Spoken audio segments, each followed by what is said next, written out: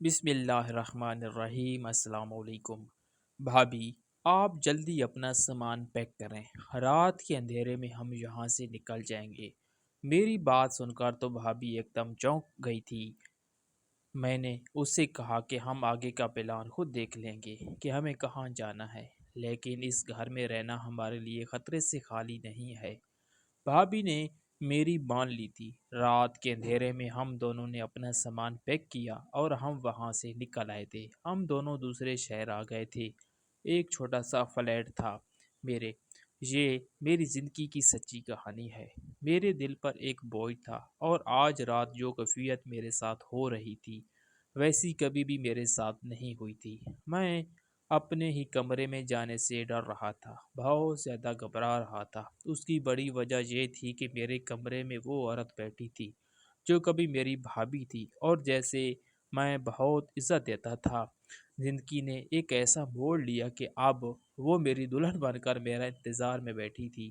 مجھے برداشت نہیں ہو رہا تھا کہ وہ جس سے میرے بھائی نے ٹوٹ کر محبت کی اب میرے نکاح میں ہو گئی تھی۔ میں نے فیصلہ کر لیا تھا، فوراً اس کے پاس جا کر اسے طلاق دے کر اس گھر سے بھاگ جاؤں گا۔ مگر جب میں اپنے کمرے میں گیا، وہاں جا کر جو منظر دیکھا اس نے میرے پیروں تلے سے زمین کھینچ لی۔ میرا نام زاران ہے۔ ہم 4 بھائی تھے اور میں اپنے بھائیوں سے سب سے چھوٹا تھا۔ میرے تینوں بھائی تقریباً 10 سال مجھ سے بڑے تھے، اور سب سے بڑے بھائی تو مجھ سے 20 سال بڑے تھے۔ وہ مجھے اپنے بیٹے کی طرح پیار کرتے تھے، کبھی بھی میری کسی بات کو رد نہیں کیا تھا۔ میرے بھابھی بھی ہمیشہ مجھ سے بچوں کی طرح پیار کرتی تھی، اور مجھے کبھی بھی اپنا دیور سمجھا ہی نہیں۔ وہ میرا بہت خیال رکھتی تھی۔ جب میرے تینوں بھائیوں کی شادی ہو گئی تو انہوں نے مجھے بھی فورس کیا کہ میں بھی جلدی سے شادی کر لوں۔ شادی جتنی جلدی ہو اتنی بہتر ہوتی ہے۔ چنانچہ میری منگنی فوراً میرے چچا زاد بہن زرارہ سے کرا دی گئی۔ جیسے میں بالکل بھی گوارا نہیں کر رہا تھا، میں نے ہمت کی اور بڑے بھائی کے پاس یہ مسئلہ لے کر گیا۔ بڑے بھائی ہمیشہ میرا ساتھ دیتے تھے، اور انہوں نے میری منگنی توڑوا دی تھی۔ ابا بہت غصے میں تھے۔ ابا اس روز کے بعد سے میرے ساتھ اکھڑے سے رہنے لگے۔ پہلے تو وہ ہمیشہ میرے ارد گرد گھومتے رہتے تھے، کیونکہ میں سب سے چھوٹا تھا اور مجھے سب سے کی توجہ ملتی تھی۔ مگر سے میں نے منگنی کے لیے انکار کیا تھا، سب کچھ بدل گیا تھا۔ میرے ابا مجھ سے ایسے نفرت کر رہے تھے جیسے میں نے کوئی بڑا گناہ کیا ہو، مگر میرے بڑے بھائی ہمیشہ میری حمایت کرتے تھے۔ ایک دن وہ میرے بڑے بھائی اور میرے ابا میں شدید جھگڑا ہو گیا۔ ابا کی نفرت اتنی بڑھ گئی کہ انہوں نے میدان میں بھائی کو صاف طور پر کہہ دیا، میرے خلاف جانے کی کوئی ضرورت نہیں، ورنہ میں تمہیں جائیداد سے نکال دوں گا۔ یہ سن کر میں حیرت زدہ رہ گیا۔ میں نے فوراً اپنے بڑے بھائی کے پاس جا کر پوچھا کہ آخر ماجرا کیا ہے۔ بھابھی کافی پریشان لگ رہی تھی، تو میں نے ان سے بھی معلوم کرنے کی کوشش کی، مگر انہوں نے بھی کوئی واضح جواب نہیں دیا۔ اسی رات میرے بڑے بھائی جان کو دل کا دورہ پڑ گیا۔ گھر میں کوئی بھی انہیں ہسپتال لے جانے کے لیے تیار نہیں تھا۔ اس وقت میں کالج جاتا تھا، لیکن ڈرائیونگ نہیں سیکھی تھی۔ میں نے فوراً اپنے دوست کو کال کیا اور انہیں مدد کے لیے بلایا۔ بدقسمتی سے جب تک ہم ہسپتال پہنچے، ویدان بھائی راستے میں ہی دم توڑ چکے تھے۔ وہ رات میری زندگی کی سب سے مشکل رات تھی۔ میری بھابھی بہت زیادہ رو رہی تھی، لیکن گھر والوں کو میرے بڑے بھائی کی موت کا کوئی افسوس نہیں تھا۔ یہ بات میرے لیے ناقابل یقین تھی۔ ان کی موت کو کافی وقت گزر چکا تھا اور سب نے اس واقعے کو بھلا دیا تھا، لیکن میرے دل میں ان کی یادیں اس وقت بھی تازہ تھی۔ پہلے بھائی جان اور بھابھی کی اولاد نہیں ہوئی تھی تو بھابھی کو اس بات کا رنج تھا، مگر اب اس صدمے کی وجہ سے وہ بیمار ہو گئی تھی اور بہت زیادہ روتی تھی۔ انہیں دلاسا اور حوصلہ دینے والا کوئی نہیں تھا۔ فوراً بعد اچانک بھابھی کے والدین کا بھی انتقال ہو گیا۔ اب اس دنیا میں بھابھی کا کوئی بھی نہیں رہا تھا۔ اور وہ ہمارے ساتھ رہنے لگی تھی۔ ایک دن میرے ابا نے ایک بہت بڑا فیصلہ سنایا جو سن کر میرے ہوش اڑ گئے۔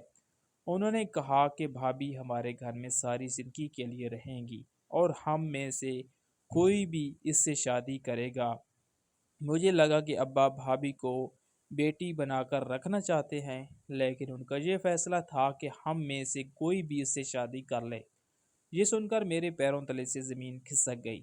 میں جان گیا کہ ابا کا اشارہ مجھ پر ہے، کیونکہ باقی بھائی تو پہلے شادی شدہ تھے اور ان کی بیویاں اس بات کو برداشت نہیں کر پاتی کہ ان کی سوتن ہو۔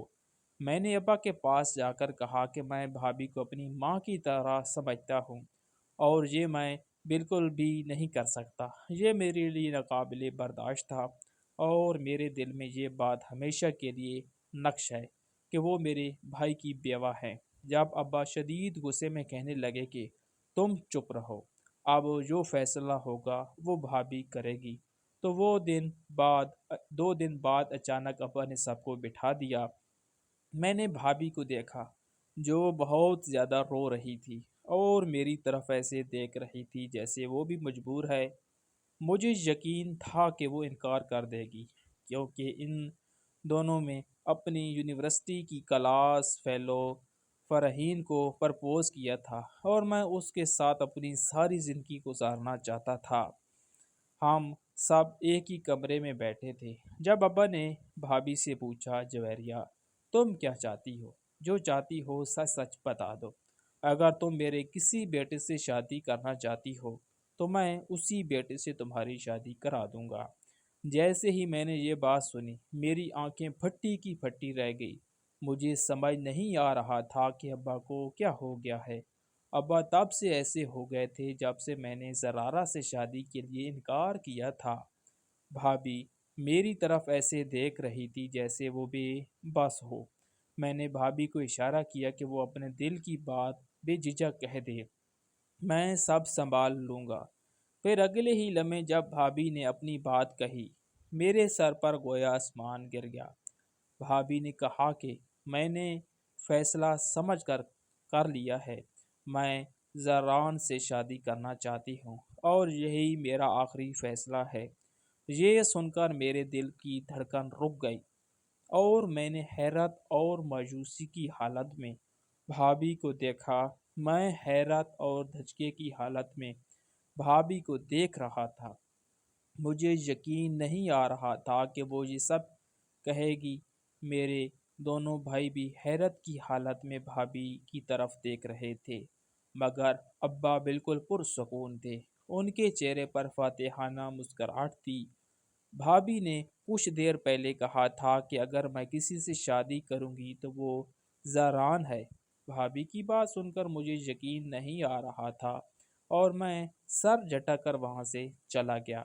مجھے لگ رہا تھا جو میں نے سنا ہے وہ غلط فہمی ہے۔ کچھ دیر بعد ابا نے فیصلہ کیا کہ 2 یا 3 دن میں ہمارا نکاح ہوگا۔ میں بالکل سن تھا، میرا وجود بے جان سا تھا۔ میں نے بھابھی کو سمجھانے کی کوشش کی کہ بھابھی یہ سب کیا ہو رہا ہے، میں آپ کے بچوں کی طرح ہوں، میں نے ہمیشہ آپ کی عزت کی ہے اور آپ نے یہ کیسا فیصلہ سنا دیا۔ ان کی نظریں جھکی ہوئی تھی اور مجھ سے نظر ملا نہیں پا رہی تھی۔ مجھے سمجھ نہیں آ رہا تھا کہ وہ یہ سب کیوں کر رہی ہے۔ میں نے بھابھی کو کندھوں سے تھام کر چیخ کر کہا کہ اگر آپ پر زبردستی کر رہا ہے تو مجھے بتا دیں، آپ کو ڈرنے کی ضرورت نہیں ہے۔ بھابھی نے ایک جھٹکے سے کہا، میں نے فیصلہ سوچ سمجھ کر لیا ہے کہ میں تم سے شادی کرنا چاہتی ہوں اور یہی میرا آخری فیصلہ ہے۔ بھابھی کی بات سن کر میرے وجود میں سنسنی سی دوڑ گئی۔ میں نے کہا، یہ آپ کیا کہہ رہی ہے؟ بھائی کی وفات کو اتنا وقت نہیں ہوا کہ آپ یہ سب چاہتی ہیں؟ بھابھی نے جواب دیا، ہاں میری عدت ختم ہو گئی ہے اور اب ابا یہی چاہتے ہیں کہ میں اس گھر میں رہوں، مگر میں اس گھر میں کس نام پر رہوں گی؟ میں نے فیصلہ کر لیا ہے کہ میں تم سے شادی کروں گی۔ ان کی بات سن کر میں چونک گیا جب وہ بولی کہ ابا کہ اب مجھے امید ہے کہ تم مجھ سے اور سوال نہیں کرو گے۔ وہ دو ٹوک انداز میں کہہ کر چلی گئی اور میں نے اپنا سر تھام لیا۔ اسی لمحے مجھے فرحین کی کال آ گئی۔ فرحین کو میں کیا کیا کہتا، آج اس کی سالگرہ تھی اور میں نے اسے سرپرائز دینے کا سوچا تھا۔ جب مجھے یہ خیال آیا تو مجھے عجیب سا احساس ہوا۔ میں نے فوراً چابی اٹھائی اور فرحین کے پاس چلا گیا۔ فرحین میرے ساتھ کافی بے تکلفی سے پیش آ رہی تھی۔ میں نے کچھ دن پہلے ہی اس سے دل کی بات بتائی تھی۔ میں اس پر فدا ہوا اور اس سے شادی کرنا چاہتا ہوں۔ اس کے بعد سے وہ میرے اور قریب ہو گئی تھی۔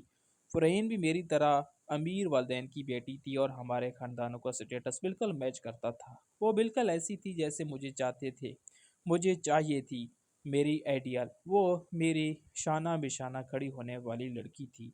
جب میں اس کے پاس پہنچا تو وہ میری طرف آئی اور کندھے سے تھام کر بولی، بتاؤ زاران، کیا ہوا ہے؟ آج تم بہت پریشان لگ رہے ہو، پہلے تو کبھی ایسا نہیں ہوا۔ اگر کوئی بات ہے تو مجھے بتا دو، فرحین نے میری پریشانی دیکھتے ہوئے کہا۔ اس کی بات سن کر میں خاموش رہا۔ پھر مجھے یاد آیا کہ میں نے اسے گفٹ نہیں دیا۔ وہ گفٹ میں نے 3 4 دن پہلے ہی خرید لیا تھا، ورنہ اگر میں اب خریدتا تو میرا دل انکار کر دیتا۔ جب میں نے وہ گفٹ دیا تو اس نے کہا کہ مجھے یہ تحفہ نہیں چاہیے، میں چاہتی ہوں کہ تم ہمارے رشتے کی بات اپنے ابا سے کرو اور پھر مجھے یہ تحفہ دو، تب میں اسے قبول کروں گی۔